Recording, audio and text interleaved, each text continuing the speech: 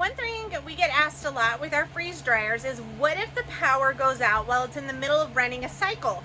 So I'm going to show you, last night our power went out, oh goodness, probably 5 or 6 times. Apparently there was a power pole that fell down, they were fixing it, and the power company was out there all night. And I only knew it went out multiple times because we have a fan in our bedroom that kept turning on and off every time the power went out.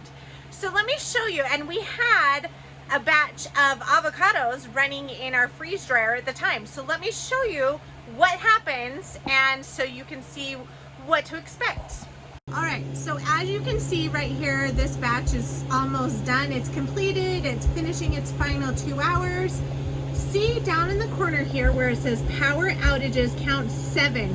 So that means our power went out 7 times during this cycle.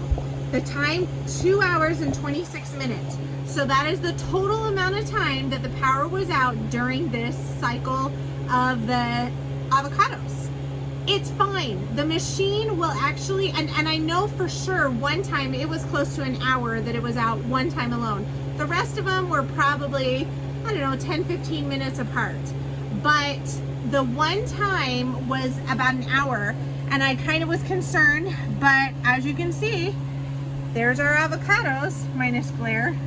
If you can see inside the freeze dryer, sliced avocados, there's the ice on the wall, everything's doing good. Now, just like any other freeze drying batch, when it's finished, we'll check and make sure everything's completely dry. If it's not, we'll just add more dry time.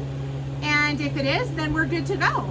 So not too bad, nothing to really stress or worry about. If you're in an area that has power outages often, it's something, these freeze dryers, they're smart machines and they figure it out and they just keep working and doing what they're supposed to.